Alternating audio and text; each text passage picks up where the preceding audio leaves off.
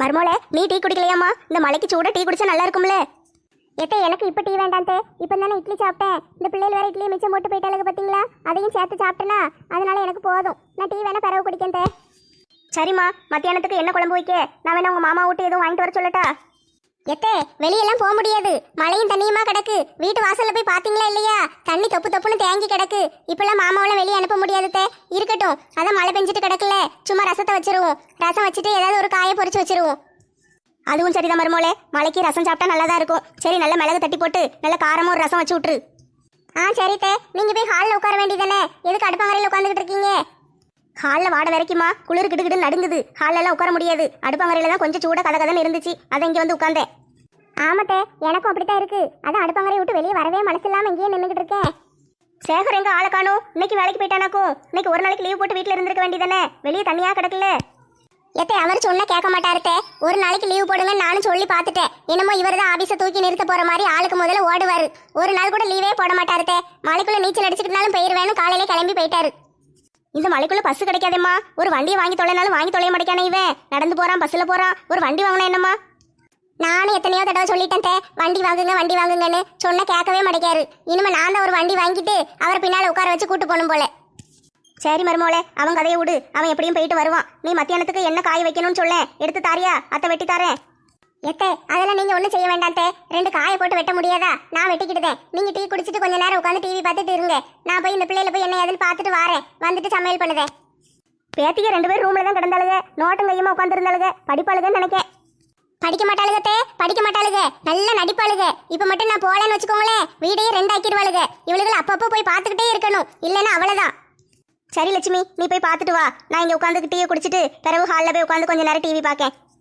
எல்லாவளுக்கும் phone அடிச்சு கேட்கணும். இந்த நெட்டச்சி பாதுகாப்பா இருப்பா. அவங்க வீட்டில் நல்லா மாடியா கட்டி வச்சிருக்கா. மாலை எப்படி இருக்கான்னு தெரியல, இழிச்சக்காலம் என்ன செய்தாங்கன்னு தெரியல. அவங்களெல்லாம் நம்ம வீட்டில் வேணா கூப்பிட்டு வச்சுக்கிடுவோம். ரொம்ப கஷ்டப்பட்டுட்டு கிடப்பாங்க. நம்ம வீடு கொஞ்சம் ஏதோ மேடா இருக்க போய் தப்பிச்சுது. உள்ள வரைக்கும் தண்ணி வரல, வாசப்படியோட கிடக்கு. இதுக்கு மேலே வருமானு தெரியல. இருந்தாலும் பரவாயில்ல, நம்ம வீட்டில் ஒரு மொட்டை மாடி இருக்குல்ல, இழிச்சக்கா குடிசை வீட்டில் இருக்காங்க. அவங்க தான் பாவம். சரி, அவங்கள நம்ம கூப்பிடுவோம். மாலாவையும் வேணா கூப்பிட்டு பார்ப்போம், வந்தா வரட்டும். என் மருமக நல்ல பாசக்காரியா இருக்காளே, எல்லார் மேலேயும் நல்ல பாசமா இருக்கா. அத்தை அத்தை அத்தைன்னு தாங்கன்னு தாங்கத்தான் செய்யுதா. இனி ஒரு வேலையும் செய்ய விட மாட்டேக்கா. சரி, இந்த டீயை குடிச்சு முடிச்சுட்டு ஹாலில் போய் உட்காந்து டிவியை போட்டு ஒரு நாடகத்தை பார்ப்போம். என்ன செய்ய, நம்மளுக்கும் பொழுது போகணும்ல. நாடகம் எதையாவது பார்த்தா தான் பொழுது போகும். இல்லைன்னா ஒரு வேலையும் செய்யாமல் சும்மாவே உட்காந்துக்கிட்டு இருக்கிறதுக்கு ரொம்ப போர் அடிக்கும். சரி போவோம். இந்த மனுஷன் வேற என்ன செய்தாருன்னு தெரியல. போய் அவரையும் ஒரு எட்டு பார்த்துட்டு உட்கார வச்சு அவரையும் டிவியை பார்க்க சொல்லுவோம். அந்த மனுஷன் நம்மள நாடகமே பார்க்க விட மாட்டாரே. செய்தி வையின்னு சேனலை மாற்ற சொல்லிக்கிட்டே இருப்பாரு. என்ன செய்ய? சரி, கூப்பிட்டு வச்சு நாடகத்தை பார்க்க சொல்லுவோம். கேட்க மாட்டேன்னு சொல்லி செய்தி எதுவும் வைக்க சொன்னாருன்னா ரிமோட்டை கொண்டு மண்டையை உடச்சிட வேண்டியதான். பிறகு ஒழுங்கா உட்காந்து நாடகம் பார்ப்பாரு.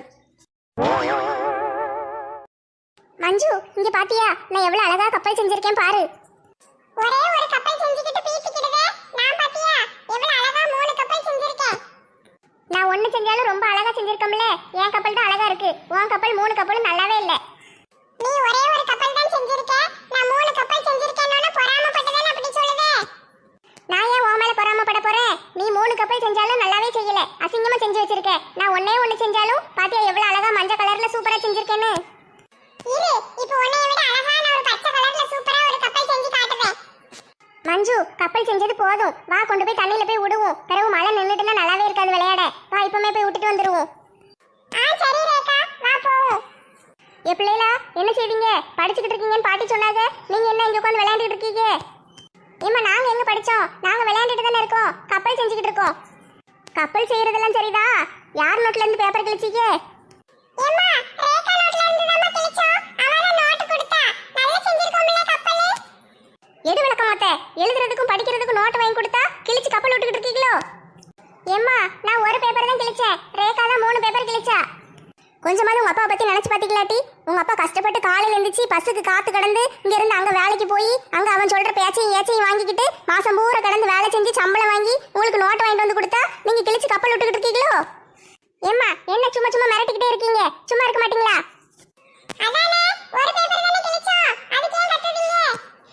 என்னது, ஒரு பேப்பர் தான் கிழிச்சியா? ஒரு பேப்பர் மட்டும் என்ன சும்மாவா வருது? ஒரு நோட்டு காசு கொடுத்து வாங்கினாதான் அதுல இருந்து ஒரு பேப்பரை கிழிக்க முடியும். நோட்டு வாங்கி கொடுத்து படிங்கன்னு சொன்னா கிழிச்சு கப்பல் விட்டுக்கிட்டு இருக்காளுங்க. அடுத்த வாரம் அரையாண்டு பரிச்சை வருது. அதுக்கு படிக்கணும்னு கொஞ்சம் கூட அக்கறை கிடையாது. கப்பல் செய்யட்டா காடு வெட்டட்டா அலையுதாளுங்க. என்னடி முழிச்சுக்கிட்டு இருக்கீங்க? இன்னும் படிக்க ஆரம்பிக்கலையா? கப்பல் எல்லாம் கொண்டு போய்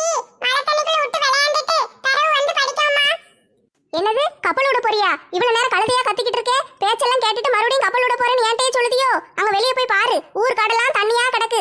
தண்ணிக்குள்ள போய் அப்படியே அரைச்சிக்கிட்டு போயிருவேன். போய் பக்கத்து ஊர்ல போய் எவனையாவது கிடப்ப. போய் அள்ளிட்டு தான் வரணும் உன்னைய. மலைக்குள்ள தானே கப்பல் விடணும். பிறகு செஞ்ச கப்பலெல்லாம் என்ன செய்ய? ஒழுங்க போய் சோத்த தின்னுட்டு தூங்குற வழியை பாருங்க. ஏம்மா அப்பெல்லாம் சாப்பிட்டுட்டு தூங்கட்டுமா? ஏம்மா எதுக்குமா அடிச்சே? ஏய் அப்பா, மழை பெய்யுதுன்னு லீவ் விட்டாலும் விட்டாங்க. இந்த பிள்ளைகளை தொல்லை தாங்க முடியலப்பா. பேப்பரை கிழிக்கவும் நோட்டை கிழிக்கவும் என்ன வரத்துக்கு வராளுக. ஒழுங்கா படிச்சமா தின்னமா தூங்கணுமான்னு கிடையாது. இருக்கிற ஆளுகளை பூரா உயிரை வாங்க வேண்டியது. என்னடி 2 பேரும் மொழி முழிச்சுக்கிட்டு இருக்கீங்க? நோட்ல இருந்து பேப்பர் எல்லாம் கிழிக்க தெரிஞ்சது இல்ல? இப்ப கிழிச்ச பேப்பரை பூரா மறுபடியும் கம்மு போட்டு நோட்ல ஒட்டி வச்சிருக்கணும். அவ்வளவு பேப்பரையும் ஒட்டிட்டு என்கிட்ட கொண்டு வந்து நோட்டை காட்டணும். நான் பாப்பேன். பிறகு சோத்தை தின்னுட்டு உட்காந்து ஒழுங்கா படிக்கிற வேலையை பாருங்க. இல்லைன்னா விளக்கமாறு பிஞ்சிரும் பாத்துக்கோ. எம்மா என்ன அடி? ஒரு அடியில கண்ணமே வீங்கிட்டே. ரேகா, இந்த அடிக்கெல்லாம் பயந்துட்டா எப்படி? அம்மா போயிட்டாங்க. அடுப்பங்கரையில போய் சோறு பொங்க போயிட்டாங்க. இனிமே வர மாட்டாங்க. நம்ம போய் கப்பல் விடுவோம் வா. நம்ம செஞ்ச கப்பல் எல்லாம் தூரையா போட முடியும். நான் அடி வாங்கினது காணலையா? இன்னும் 4 அடி வாங்கி கொடுக்கணும்னு ஆசைப்படுதியோ? அடிக்க மாட்டாங்க ரேகா, நீ கவலைப்படாத. அம்மா அதெல்லாம் அடிக்க மாட்டாங்க, சும்மா சொல்லுவாங்க. நீ வா, நம்ம 2 பேரும் போய் கப்பல் விட்டுட்டு வருவோம். என்னது அடிக்க மாட்டாங்களா? இப்ப அடி வாங்கினது நீயா நானா? எனக்கு தானே விழுந்துச்சு. என்ன அடி தெரியுமா? அடிக்க மாட்டாங்கன்னு வந்து என்கிட்டயே சொல்லுதே. நீ வந்தா வா, வரலன்னா போ. நான் போய் கப்பல் விட தான் போறேன். நான் 3 கப்பல் செஞ்சு வச்சிட்டு சும்மா பாத்துக்கிட்டே இருக்க முடியும்? மழை பெய்யும் போது விட்டாதான் நல்லா ஜாலியா இருக்கும். நான் போய் கப்பல் விட தான் போறேன். சரி மஞ்சு, நானும் வாரேன். இரு, 2 பேரும் சேர்ந்து போய் விடுவோம். அப்படி வா வலிக்கு. 2 பேரும் ஒரு போட்டி வச்சுக்கிடுவோமா? யாரு கப்பல் ரொம்ப தூரம் போகுதுன்னு பாப்போமா? என் கப்பல் தான் அழகா இருக்கு. அப்ப என் கப்பல் தான் ரொம்ப தூரம் போகும். நான் தான் ஜெயிப்பேன். பார்க்கலாம் பார்க்கலாம், போட்டியில யாரு ஜெயிக்காங்கன்னு பாப்போம். என்ன மாலாக்காக்கு ரிங்கு போய்கிட்டே இருக்கு, எடுக்க மாட்டேக்காக. ஃபோன் எங்கே வச்சாக? மழை பெய்யுது, அவங்க வீட்டில் எப்படி இருக்குன்னு கேட்கலான்னு ஃபோனு போட்டால் எடுக்க மாட்டேக்காகலே. ஹலோ நெட்டச்சி, என்ன ஃபோன் அடிச்சிருக்க? இம்மா உங்களுக்கு எத்தனை தடவைமா ஃபோன் அடிக்க? ஃபோனை எடுத்தா என்ன? ஏட்டி அது ஃபோனு வீட்டில் கீழே இருந்துச்சு. நாங்கள் எல்லாரும் மொட்டை மாடியில் இருந்தோம். ஃபோனை கீழே வச்சுட்டு நீங்கள் எதுக்கு மொட்டை மாடியில் இருக்கீங்க? அப்படி ஒரு மானங்கெட்ட ஃபோன் உங்களுக்கு தேவையா? அந்த ஃபோனை தூக்கி தலையை சுற்றி தூர வீசிருங்க. இல்லைன்னா அம்மிக்கல்லை வச்சு நச்சு நச்சுன்னு அடித்து உடச்சிருங்க. ஃபோன் எதுக்கு உங்களுக்கு? ஏட்டி என்ன கோவப்படுதே? பிறவு என்ன, ஊரெல்லாம் வெள்ளக்காடா கிடக்க, மழை பெஞ்சிட்டு கிடக்கு, நல்லா இருக்கீங்களா இல்லையா என்னன்னு கேட்போமேன்னு ஒரு ஃபோன் அடித்து பார்த்தேன். ஃபோன் எடுக்க மாட்டேக்கீங்க. பிறவு எனக்கு கோவம் வருமா இல்லையா? ஏட்டி மழை பெஞ்சு தண்ணி வீட்டுக்குள்ளே பூரா கீழே வந்துட்டு இருக்க இடம் இல்லை. சாணி அக்கா வேற வந்திருக்காங்க. அவங்கனாலும் பரவாயில்ல, அவங்க வீட்டில் அந்த அண்ணனும் வந்திருக்காரு. எங்கே தங்க வைக்கன்னு தெரியல. எல்லாரையும் கூட்டிகிட்டு வந்து மொட்டை மாடியில் டென்ட் போட்டு மேலே உட்காந்துக்கிட்டு இருக்கோம். ஐயையோ, மொட்டை மாடியில் போய் உட்காந்துக்கிட்டு இருக்கீங்களா? ஆமாட்டி, வேற எங்கே போக? ஏன் வேற எங்கே போகவா? எங்கள் வீட்டுக்கு வர வேண்டியதானே? நான் தான் நல்லா 2-3 மாடிக்கு வீடு கட்டி வச்சிருக்கேன்ல. எங்கள் வீடு இருக்கிறதுல உங்களுக்கு கண்ணுக்கு தெரியாதோ?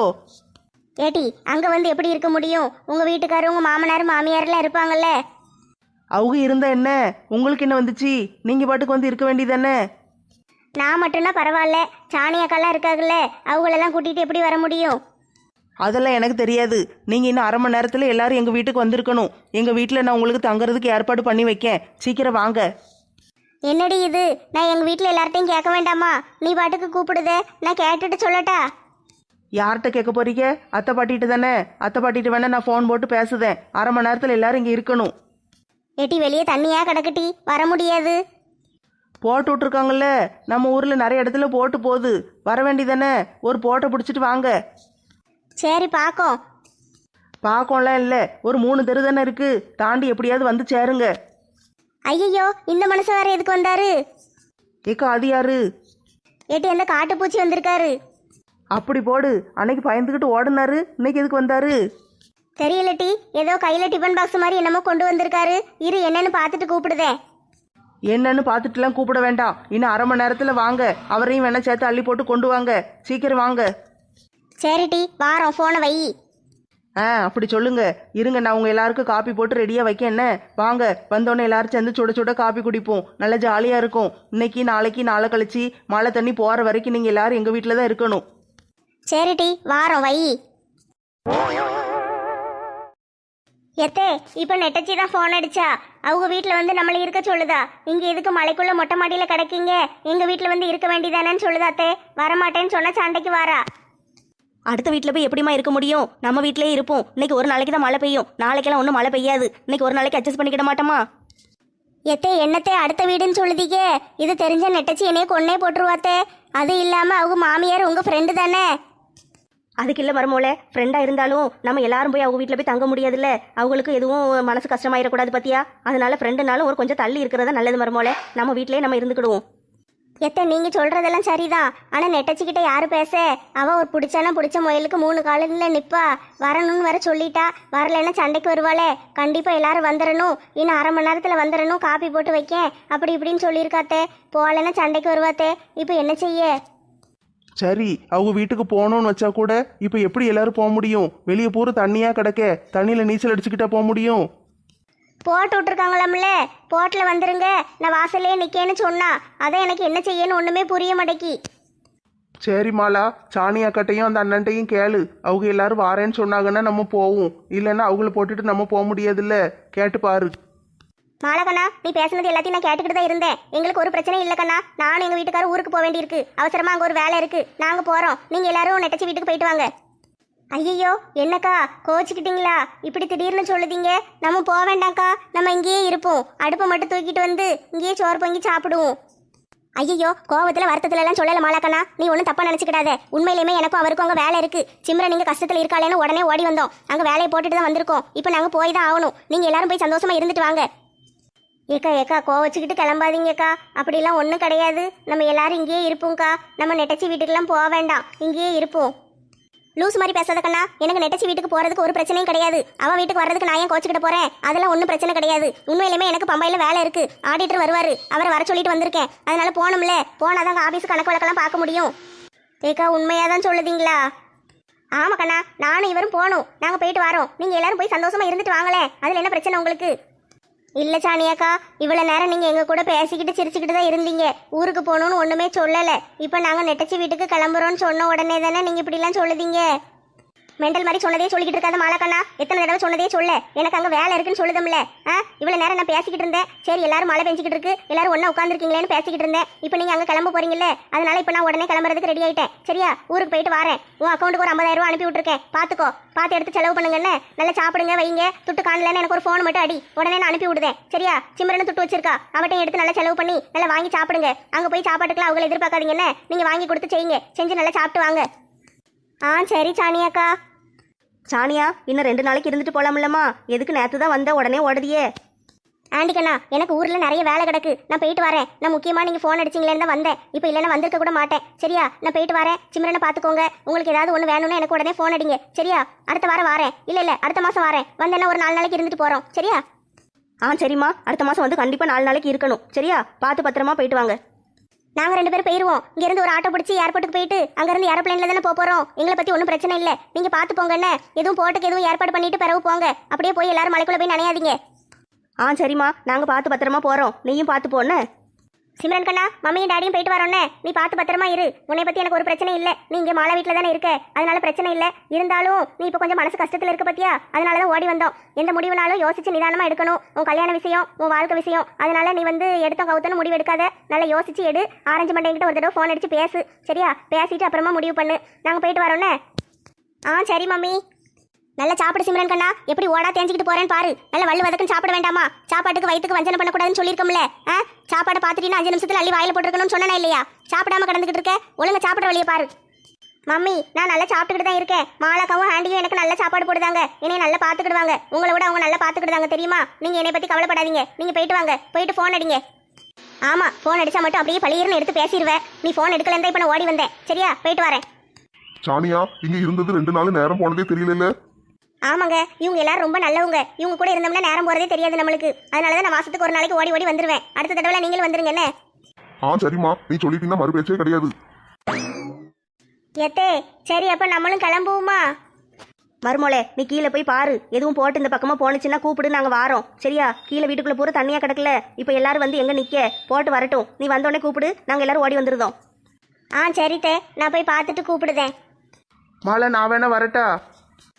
நீங்க எதுக்கு? போட்டுக்காரன்னு கூப்பிடணும்ல. நான் வந்தா உனக்கு உதவியா இருக்கும்ல. ஏன் எனக்கு ஒரு போட்டை கூட கூப்பிட முடியாதோ? என்னை பத்தி என்ன நினைச்சீங்க? நான் போய் இப்ப எப்படி போட்டை கூட்டிட்டு வரேன்னு மட்டும் பாருங்க. சரி மாலா, நீ போய் போட்டை நிப்பாட்டி வச்சுட்டு கூப்பிடு. நாங்க எல்லாரும் வாரோம். ஏக்கா, நான் ஒரு டிஃபன் பாக்ஸ் கொண்டு வந்தேனே, அது எங்க? ஏல அதை தூர வீசிட்டேன், அதை ஏன் கேட்க? என்னது தூர வீசிட்டியா? அதுக்குள்ள என்ன இருந்துச்சுன்னு தெரியுமா? என்னல இருந்துச்சு? கெட்டு போன ஏதோ பழைய குழம்பு தான் இருந்துச்சு. என்னது கெட்டு போன குழம்பா? உங்களுக்காக என் பொண்டாட்டி ஆசாசையா மீன் குழம்பு வச்சு கொடுத்து விட்டா. சுட சுட கொண்டு வந்து கொடுத்தா டப்பாவோட தூர போட்டிங்களோ? ஏல காட்டுப்பூச்சி, என்ன உளறிக்கிட்டு இருக்க? சுட சுட மீன் குழம்பா? ஆமா, சுட சுட மீன் குழம்பு வச்சு எங்க அண்ணிட்ட போய் கொடுங்கன்னு என் பொண்டாட்டி ஹாட் பாக்ஸ்ல போட்டு கொடுத்து விட்டா. முந்தானத்தை வீட்டுல இருந்து கிளம்பிட்டோம்ல. அட பேதியில போவான். முந்தா நேத்து வச்சு மீன் குழம்பு கொண்டு வந்து இன்னைக்கு அப்படியே கொண்டு வந்து கொடுத்து சூடா இருக்கும் தின்னு வேற சொல்லுதானே இவன். நல்ல வேலை தூர போட்டேன். உங்களுக்கெல்லாம் இந்த மீன் குழம்பு அருமை எங்க தெரிய போகுது? நல்ல சுட சுட என்ன அழகா இருந்துச்சு தெரியுமா? நல்ல சூட சோறு பொங்கி இந்த மலைக்கு அதுக்கும் அந்த குழம்பு போட்டு சாப்பிட்டு இருந்தா தேனா இருந்திருக்கும். எனக்கு இருக்கு பையல, மீன் குழம்பு கெட்டு போயிட்டுல, அது எப்படி திங்க முடியும்? கெட்டு போனா என்ன? அதான் சூடா இருக்குல்ல, திங்க வேண்டியதானே?